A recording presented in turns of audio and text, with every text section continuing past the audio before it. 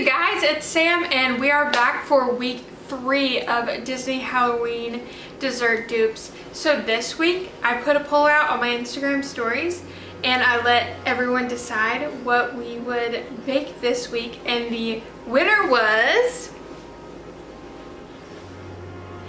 the little mummy cupcakes. It's got a little tail right there. So these cupcakes are from Disney World. We're celebrating on the East Coast this week, which our last 2 weeks were from the West Coast. So we are in Florida this week. I wish literally, but only in my mind. So anyways, these cupcakes can be found at the Boardwalk Deli, and the foodie guide describes them as Halloween Mummy Cupcake, which is a spiced vanilla cupcake with apple compote and milk chocolate mousse. So, if you are ready to make some mummy cupcakes, let's go. And always, if you want to start planning your next trip to Disney World, let me know. I am so excited to help you plan. So without further ado, let's grab our mixing bowl and get started. For this cake recipe, we're going to use the reverse cream method, which means we're going to put all of our dry ingredients in the bowl first. So we're going to start by putting our flour in the bowl. Now I'm using a gluten-free 1-to-1 flour because I am allergic to gluten.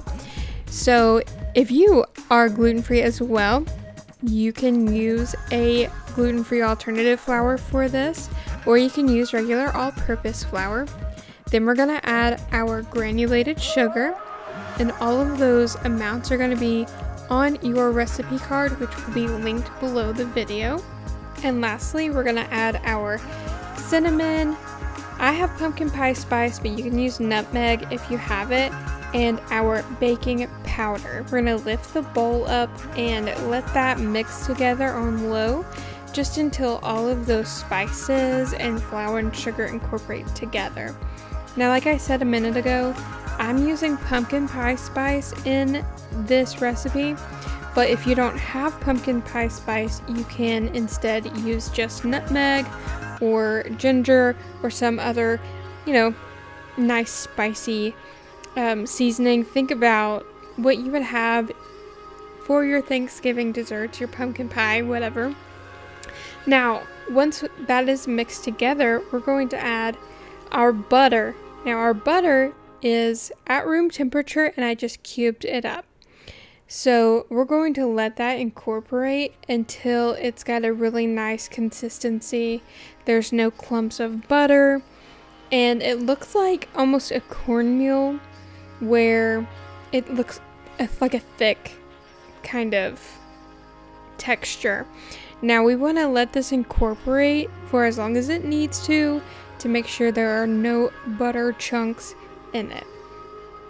Once that it kind of incorporates together, you can turn the speed up. I'm putting my bowl guard on my mixer so that I don't have like flying butter bits everywhere in my kitchen. No big deal if you don't have a bowl guard though. You just might have, a little bit of spillage. No big deal though. So I'm going to let this mix together on a low medium until it's nice and incorporated, and I'll show you the texture that it's supposed to be when we get there. So it's been a few minutes and I'm just going to check my consistency really quick. Now, as you can see, I'm sort of scraping any kind of butter chunk stuck to the side of the bowl or the spatula, and you can see in the bowl there are still big globs of butter, which we don't want that. We want a nice smooth consistency, so let's keep mixing for a few more minutes and we'll check back on it. While your dry ingredients and your butter are combined in your mixing bowl, go ahead and gather up your wet ingredients and put those in one large measuring cup together. That's going to be your egg whites, just the egg whites, not the yolks, your milk, oil, and vanilla. We want to go ahead and prepare those for when our dry ingredients are ready and nice and combined. Once your dry ingredients are nice and combined, no clumps of butter, we want to go ahead and take our wet ingredients that we've combined in a measuring cup and pour about half of those into the mixing bowl and let it combine on low. So what we're doing here is adding air into the batter to make it nice and fluffy. So once the liquid combines in with the dry ingredients, go ahead and raise that mixer up to high and let it whip. You'll see the color change in the batter because of all of the air that we're incorporating into it. Once that it gets nice and light colored, we can go ahead and add the other half of our wet ingredients into the bowl on low because we don't want egg whites and stuff to just go flying everywhere, so make sure it incorporates on low before you turn your mixer back up. So once it gets to where you can't see any pools of wet ingredients, go ahead and move it up, and we're gonna go ahead and put it back on high so that it can get even more air, get even more fluffy, and it's gonna make a really nice fluffy batter.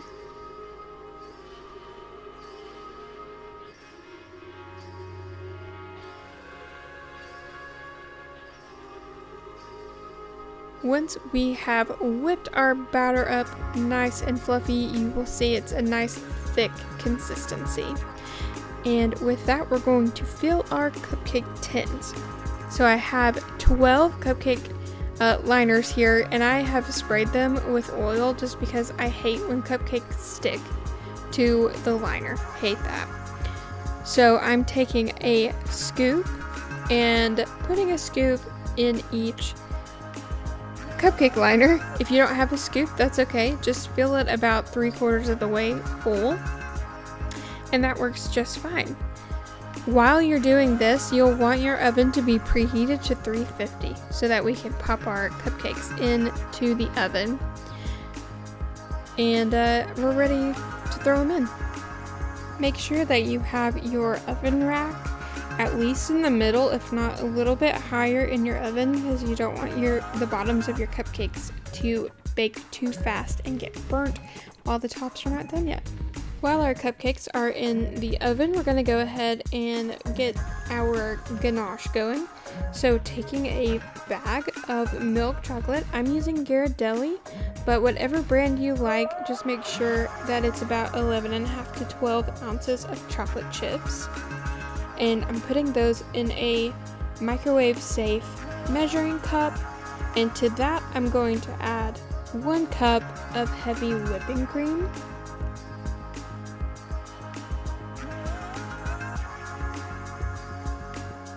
Probably should have added the whipping cream first, but hey, you live and you learn. So we're gonna pour that right over those chocolate chips, and then I'm gonna stick that in the microwave for 1 minute. Now after our ganache comes out of the microwave, you want to let it sit for about 5 minutes to continue to melt the rest of the chocolate. So let that sit, and then after 5 minutes you want to stir it with a whisk or a spatula until it's nice and combined, and it's like a really thick dark consistency. So keep stirring until it's combined. You don't want any like clumps of chocolate whenever it sets or anything, so it needs to be stirred very, very well.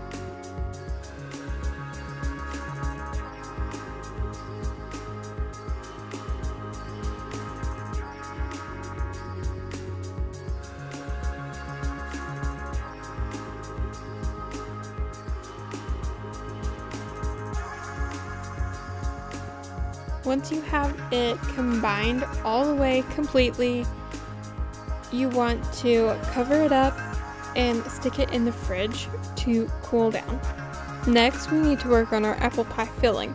So in a small sauce pot, I have peeled and diced a Granny Smith apple, and I have put a half a stick of butter or 4 tablespoons of butter, always salted butter, always salted butter, a 1/4 cup of granulated sugar, and a 1/4 cup of brown sugar. And I've just combined those gently with the spatula, and I have my stove set to a low medium, and I'm just going to let this cook until the apples are soft. And you'll want to make sure that you are frequently stirring because it will start to bubble and boil, and we don't want it to like stick and burn to the bottom of the pot. So make sure you're keeping an eye on it, and it will start to cook down and the apples will get soft. And once they get soft, you can turn the stove off and your apple pie filling is done.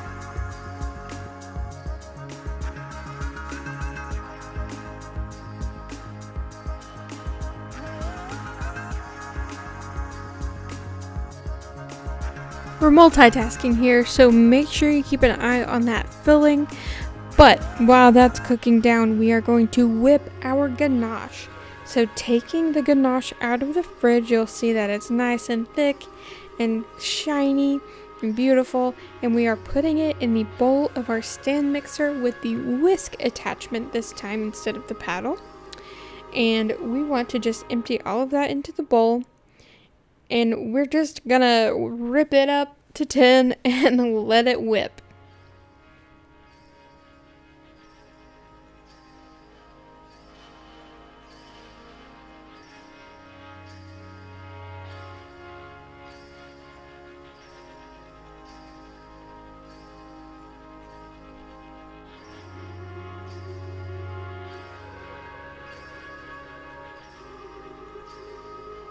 I'm speeding this part up, but it took about 7 minutes to whip enough air into it to where we want it.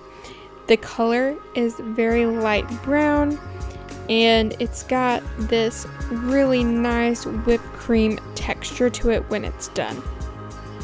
Here I've got some half sphere molds, and I'm taking that whipped ganache that we just got done whipping, and I'm filling these molds, and that's going to be the little dome topper on our cupcakes. So we want to fill those up, and then we want to shake them around a little bit to make sure that we are letting it sink down and that there's no like huge air bubbles when we take them out of the mold. And basically we just want to make sure they're nice and filled up, and then using a spatula or a butter knife, whatever you have, you want to smooth out the tops so that they will lay flat on the top of the cupcake. Once you have filled your molds and scraped all the excess off and tried to smooth as best you can so it's got a nice flat surface, what I want you to do is give it one final shake, and then grab a cookie sheet, set this on top of the cookie sheet, cover it with a piece of plastic wrap, and then stick it in the freezer where it's nice and firm and chilled for our next step.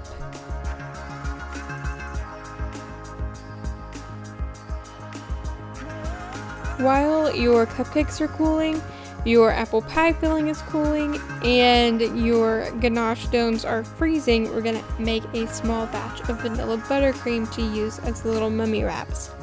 So in the bowl of the stand mixer, I've put 2 room temperature sticks of salted butter and combined that with a tablespoon of vanilla extract.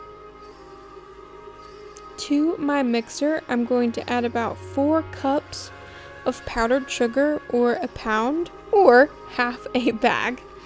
You don't have to have it exact, just in that ballpark, and you're gonna find the consistency that you like. And you're going to start your mixer on low and add a dash of milk, maybe a tablespoon or two, into your bowl, and let that combine until most of the powdered sugar has kind of started to combine with the flour, so that you don't have a cloud of powdered sugar surrounding you, because it hurts when it goes up your nose. Ask me how I know. Once it gets combined enough, you want to turn your mixer up, and then go ahead and turn it all the way up to high so that it gets nice and fluffy and thick and whipped.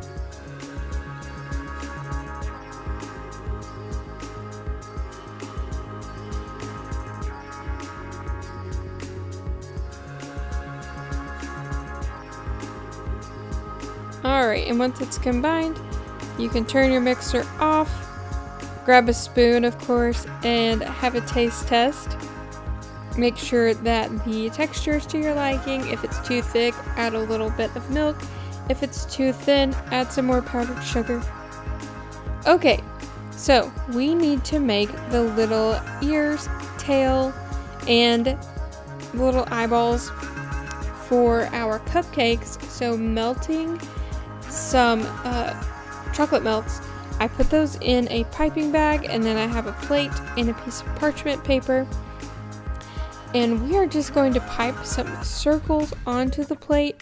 Now, you don't want to move your wrist in a circle to make these. You just want to hold your bag over the plate 90 degrees and just squeeze the bag, and it's going to come out as a circle. Really simple. So I'm just going around and trying to make my circles the same size. Now, if you bought the bag of the Ghirardelli dipping chocolate, they're already in circles. However, I had already melted my bag down for a different project, so I have to make my own circles.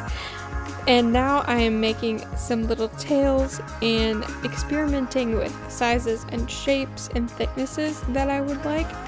Basically, they're just commas, like big commas.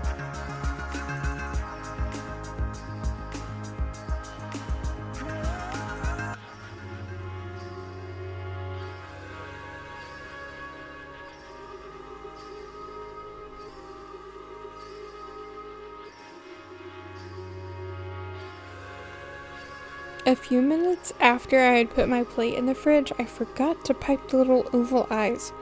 So I grabbed my plate out of the fridge and just went around and piped some pairs of ovals around wherever they would fit on my plate, just trying to make them the same size. Now, once again, we're not moving our hand in an oval. We are holding our bag right over the plate, squeezing, and then kind of pushing up and pushing down to create that oval shape. Of course, you can't really see what I'm doing because of the camera angle, and I do not know this at this present time, but just think about squeezing your piping bag and then moving your hand up a little bit and down a little bit, just creating that oval shape. It's pretty simple. Just give it a little practice and you can do it.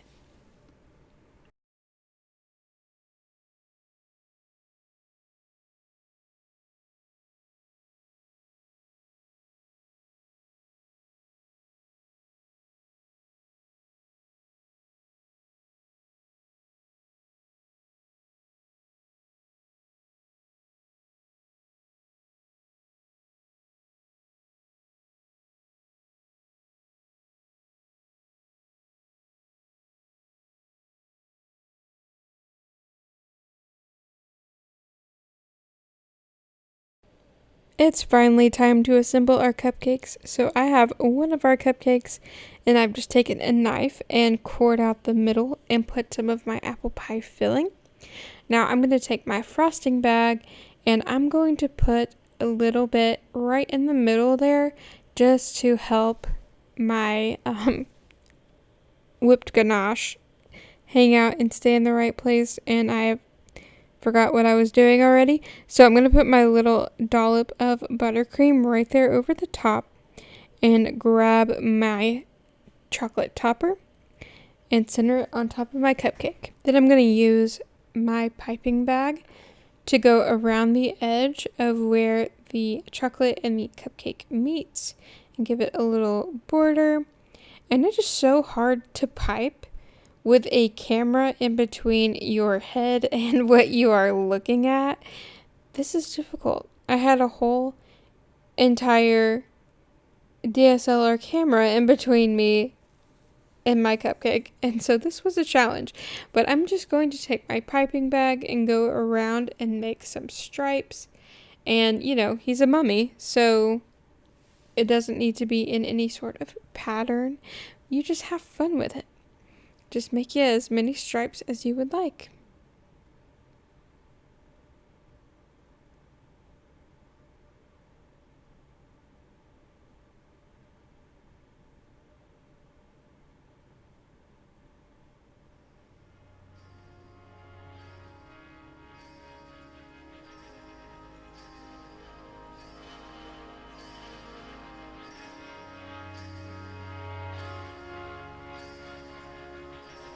Once you have enough stripes, you're going to take 2 of your little chocolate ears and place them on your cupcake. And then you'll want to grab a little tail and add it on there.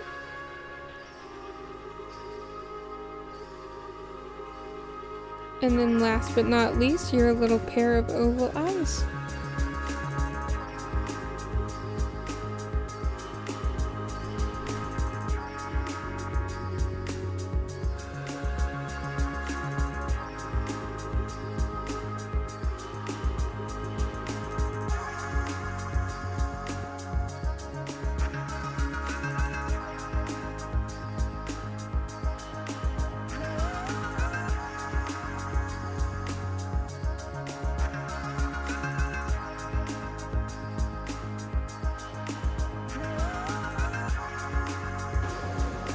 And that's it, you guys. Good job on those cupcakes. We did so much. We made cake batter, we made a filling, we did whipped ganache, we did a buttercream, chocolate work.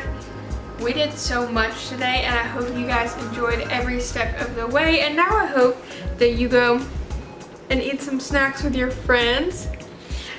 These guys are so cute. So of course, if you are interested in planning a trip to Disney World or Disneyland for Halloween season, it's not too late. Let me know today and let's start planning your next trip. And as always, I hope you guys have a fantastic week, and I will see you next week for week 4. Bye!